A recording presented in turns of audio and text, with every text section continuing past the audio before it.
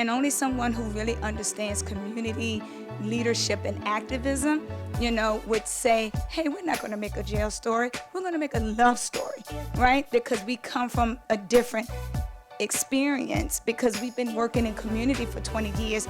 And how we learn and grow is not through training. It's through showing up every day. I just want to open with a congratulations, because when this film premiered at Sundance this year, it won Festival Favorite and it won the Audience Award for Best Documentary.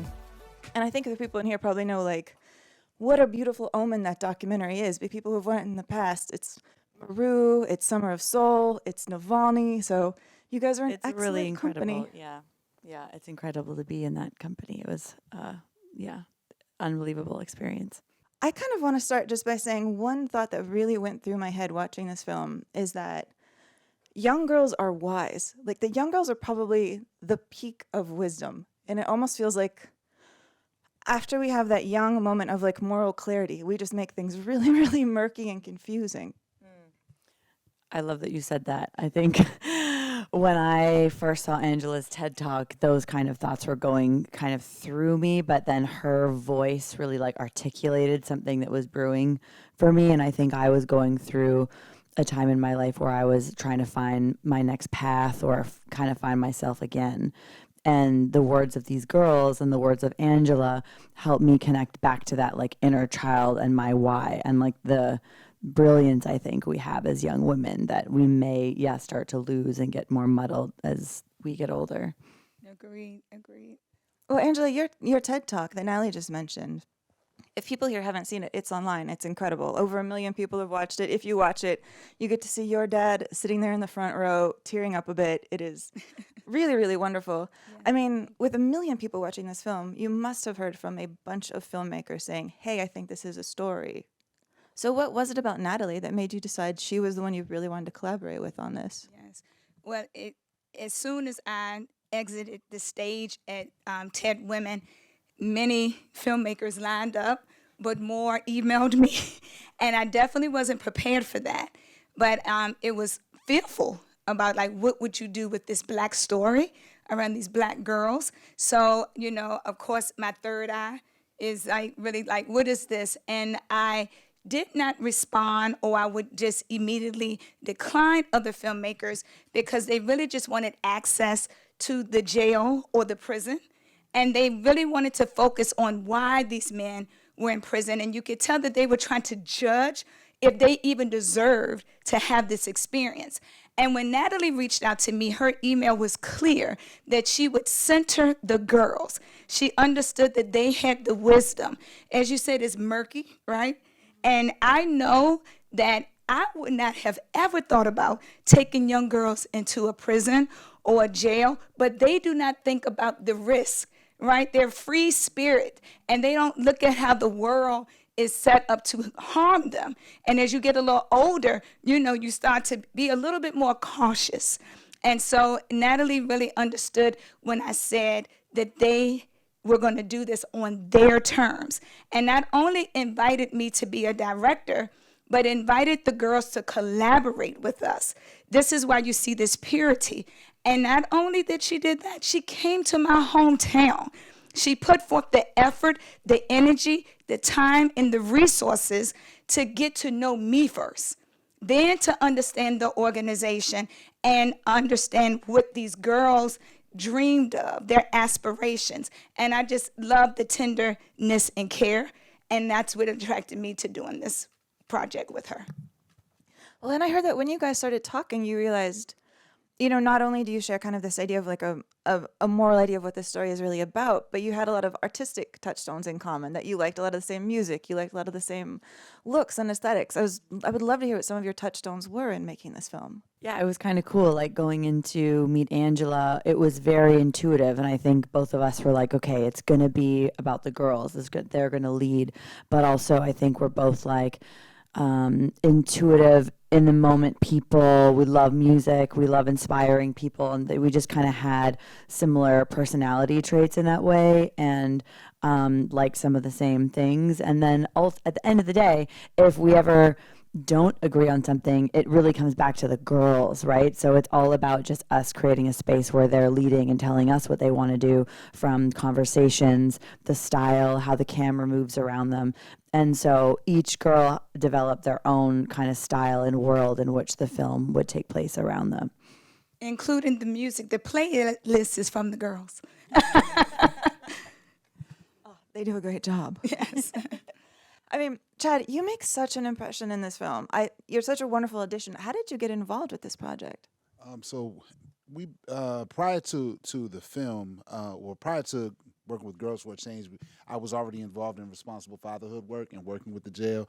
It was a natural synergy. I'd known Angela for years before the organization, through the organization, and the natural arc of working with these men in prison or in jail, understanding the emotional lift that they'll be on, and then the letdown afterwards. Angela was wise enough to identify the fact that they needed that level of support with all of this care and attention going into the girls, because that's how the story is centered. We're big believers in the fact that there has to be similar conversations with the parents as well. That's how you produce lasting change, and that's how you support a whole family. So it was a natural synergy. Well, and some of the moments that you have with the guys, like realizing that some of them haven't learned how to tie their ties yet, nobody had a chance to ever teach them, seeing that some of them never got to go to their own prom. Like in your scenes, I think for me it really hit home that a lot of these men, they never had a chance to really experience like a full childhood either. I don't know that I necessarily agree with that. I think that they had a different childhood, and I think the way they experienced it, it shows you the vast human experience. Even though we're all in these similar spaces, and I say similar because when I'm in there with them, I'm with them participating as a man and a father. So I don't discount their experiences. I think the lessons that they're able to show are from their experiences. Sometimes we learn to experience life through what we've been through, what we haven't experienced, what we aspire to, and we want to support our children in a way. And I think all of these men exemplify that. They want to support their children in a way, despite their own prior decision making. They want better for their kids. I love that. And I can only imagine how much there must have been like maybe an unusual amount of collaboration between everybody here, because there's spaces where you couldn't always be in the jail, where you didn't get to meet the daughters, where you're having to kind of almost maybe talk a lot behind the scenes or share notes on sort of these families and their dynamics. Absolutely. I think we all bring certain strengths and experiences. One thing, again, that I believe that Natalie understood is that although she was motivated by the TED Talk, that you would not see what you experienced this evening without the work of Chad and his expertise, and also making sure, again, that the girls were centered. And only someone who really understands community leadership and activism, would say, hey, we're not going to make a jail story. We're going to make a love story, right? Because we come from a different experience, because we've been working in community for 20 years. And how we learn and grow is not through training. It's through showing up every day. And Chad and I understand that community work also means partnership. So we will always work with not only youth as partners, but the mothers and the fathers. And we see beyond that, and we do not allow their circumstances to define who they can be. And we always tell our families together, that you are who you've been waiting for. So we empower them, encourage them, and we make sure that they have access opportunities, right? And we're not going to define whatever your father did. So I think when you merge that together, you get this amazing, refreshing film about Black people and what's really happening with us, and no more of these stereotypical types of thoughts and ideas about what our circumstances may have become. I mean, this film took, 8 years, I believe, from like idea Yes. to execution. Could you walk us through that process? It was a couple of years of just getting to know each other. And then we started interviewing families that had gone through the program before. Sheriff C.T. Woody, who is that sheriff who read that letter from the girls and said, this is a brilliant idea. I'm going to say yes. And he, got a lot of flack, and other jails were like, what is he doing? Like, why would you, so getting to hear his whole story. And I think that was one part that was challenging, to not include him, because this film was so rich with so many characters. Were so many people and additional layers to this. So it really took time to whittle it down into the essence that it is now. But then we decided to start our film in 2019 with the program in Our Girls that started in DC. And we didn't use any of the footage before, and then we followed them for the 3 or 4 years after.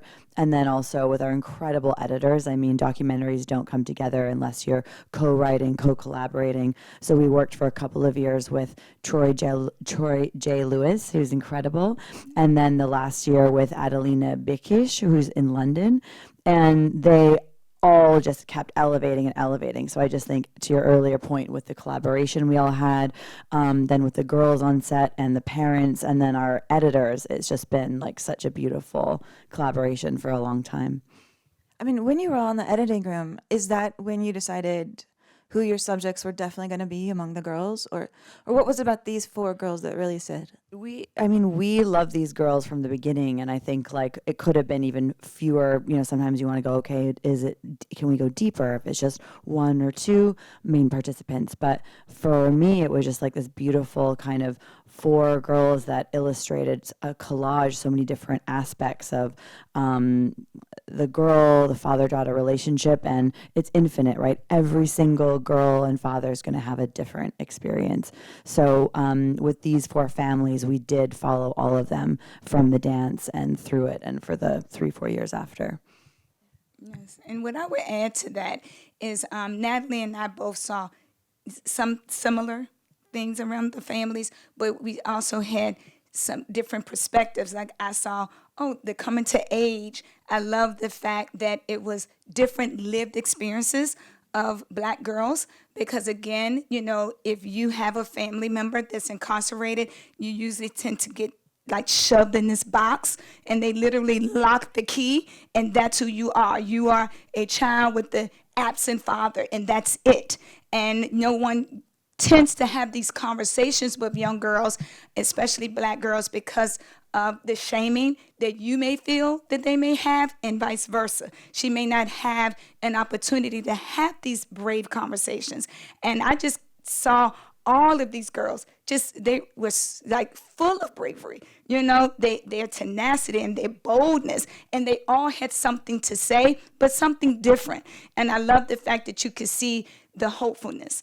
You can see despair, you can see anger, you can see, you know, mental health, you know, and all of these things that were happening. And I know that these lived experiences of Black girls are not usually on a screen. And so that was important for us as well. Well, yeah, and the cinematography, like getting to spend this time with them, like your cinematography in this film is just absolutely gorgeous, and it tells so much of a story. You know, like the montage of like the girls and the dads getting ready for the dance. You really, in those moments, you know, feel how important it is for them to make the most of this, to make a great impression. You know, seeing the birthday parties. I mean, you guys made like a really interesting decision, I think, for a documentary, for any film, to shoot this on film. Thank you. Thank you. Tell me about just coming up with the visual style of this movie. I mean, I wish Cambio was here. Michael Cambio Fernandez is our cinematographer. And when we had our first call with him, he just, I think, put us both to tears, because he explained how his one of his parents was incarcerated for 7 years, and he'd just been in this position, and he knew how dehumanizing and what it was like to go through security, to be able to like see that parent, and what it was like over the years, sort of the isolation.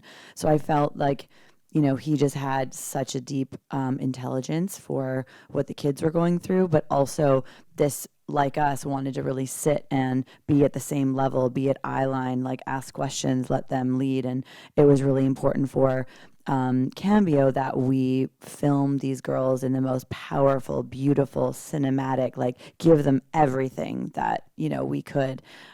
So he started the film on his own Alexa camera, and that was really beautiful to be able to, you know, show the girls like that. And then we thought that film for the dance would just be this really beautiful, like treat it to conceptually, like every moment just on celluloid, as human, as soulful, and like as timeless as possible. And with Angela always, you know, reminding us, you're going to get it, it's going to be there, because having the responsibility of filming this one time was, you know, daunting. And it was so, you know, obviously you'd done it a bunch of times. So it was really cool then collaborating on how we set up going about that. Chad, do you have a moment in the film that you just particularly really, really love? I think I love the entire process. Quite honestly, it's a regenerative work to help people find their own aha moments when they reflect back on their stories.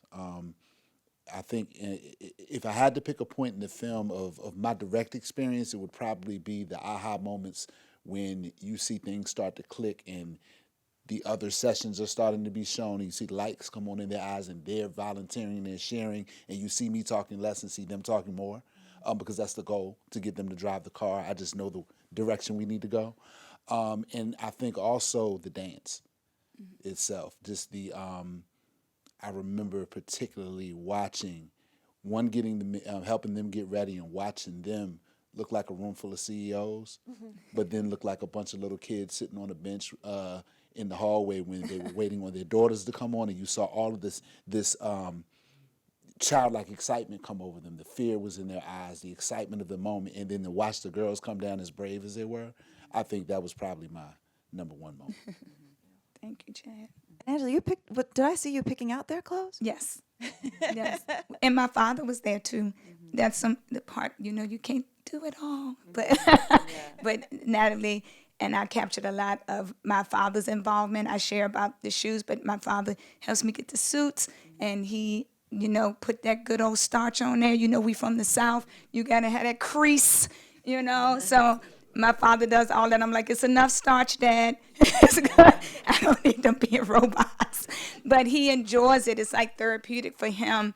And because he values fatherhood so much, he just wants to be supportive. And I was really serious with them about how he allows, me to do this work at the level because I can continue to count on him.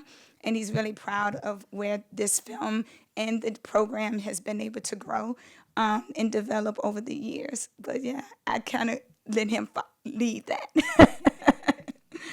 Well, one of the things that makes me so happy that this film exists is, I mean, even as a film critic, like I see so much about how movies shape our images of what life is and how much, I think for many of us here, like our ideas of what prison life is has been shaped through the movies. And how much I'm realizing I don't know because the movies haven't told me the full story. Like I still pictured family visitation as taking place in person. And to see these shots of cubicles with TV screens, to know that people are now having to pay to text just to do basic communication. That's incredibly powerful. And I think it's really important that you guys have put that on film for people to see. Yes. Yeah. And I believe that was us leading, following the girls and allowing them to lead because they continue to have the same theme. Like, I want to touch. I want to be with them. I want to see them. And so we had to do this research about what's really happening. What do you mean touch them? And what's going on with visitation practices? And when I first started doing the dances in the jail, the visitation practices were different in Richmond, Virginia. That you did go into a cafeteria. You probably had about 30 minutes or so. And I look at Chad because we both have seen the changes in our own state. And but when I heard it from the girls, that's when I actually realized that something had shifted. And it was important for us to make sure that some type of awareness outside of the girls' stories and their fathers doing the hard work that they needed to do and showing a love story, that there is something definitely wrong, that is unforgivable in our criminal justice system.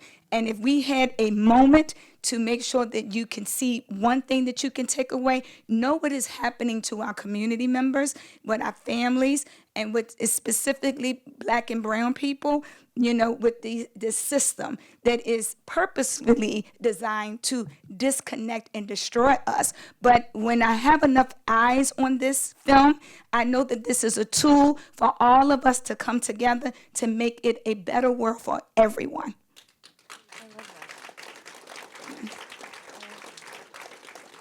I mean, you're so right, because I think for many of us, we are part of that disconnection as well. Like, we are voting for policies that we don't understand what they're resulting in. That the sheriff who welcomed this idea of the dance, that he was voted out of office. I think there's a lot that we don't realize. Yes, absolutely. I mean, do you feel optimistic about where this is going? I mean, because this summer we also have like a movie like Sing Sing showing up. You know, people sort of Which is great. having like discussions about, you know, about what could a better like reform society look like here in America. But at the same time, it also feels like there's more talk of crime and danger and sort of things on television that may or may not actually be reality. You know, how are you feeling about the future right now? Great question. I mean, it's beautiful to be in a year that something like Sing Sing and Daughters to come out and that we can have distribution and for it to like be going around the world on Netflix in a couple of days. Like, so grateful that that these girls and their lived experience and the ripple effects on the system, on these families, can be shown in a mass way, you know, and that can really change consciousness, I believe. And, you know, we want to be optimistic about as many people that can see it as possible. I would say that we're right on time. You know, the timing is perfect. You know, we spent 8 years, and a lot of, you know, people like, are y'all ready yet? Are y'all ready? Even Chad. Yeah. When the film come out, Angela? When y'all done, Angela? You know, and I appreciate that because that keeps you motivated, and you be like, oh, yep, I got to get back to this film. You know, but I just want to say that it is right on time. You know, sometimes you have to understand that things happen when you're not, you know, prepared to really say that this is when it's finished. So when Natalie and I realized that it was time to edit and it was time to submit to Sundance, I don't believe that we knew that this was going to be the outcome, but I believe that there is something in the universe, because I do soul work, that said I purposefully waited for the perfect time, an election year. You know, the COVID is, you know, now not a problem that's going to disrupt what you're trying to do. The girls are older, and that they can become ambassadors of the film and get on this stage and speak to their truth, you know. And so I know that time is precious, and it's a patient journey that we had to take, and I've learned so much from this. And so I just would say what I am looking forward to is whatever is coming. I believe that this film is going to throw it right back at you because it is the perfect time. I love that.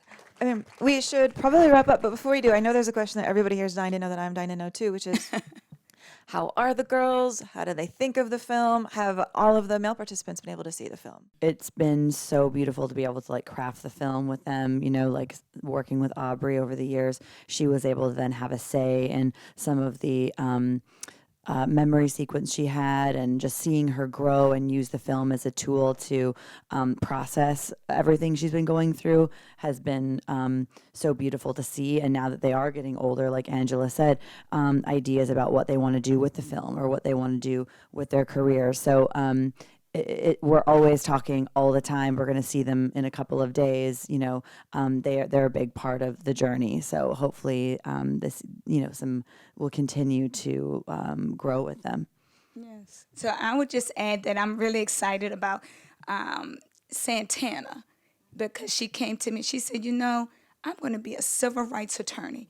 They, you know, absolutely. She saw that, you know, we needed more black and brown people in those seats. She understood that her story could create change for others, and she really wants to help pay it forward for other black girls who may be in similar situations as herself. So I'm so excited that they see that they are the champions here, you know, and without them, you know, being able to share their tragedy, they would not see their triumph. And so I'm so proud of that. I'm excited in having having to have the opportunity to know the girls a little bit more through the after the film process.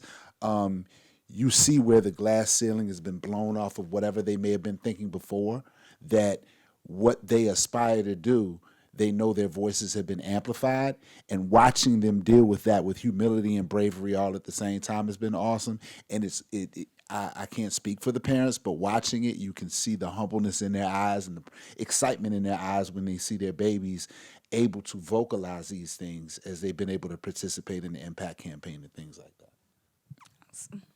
Well, I want to thank all of you for coming out to see Daughters Tonight. Thank Spread the you for word being about this here. amazing film. And join me again in thanking Angela, Natalie, Thanks and for Chad for being coming. here. Thank you. Thank you. Thank you. Appreciate it.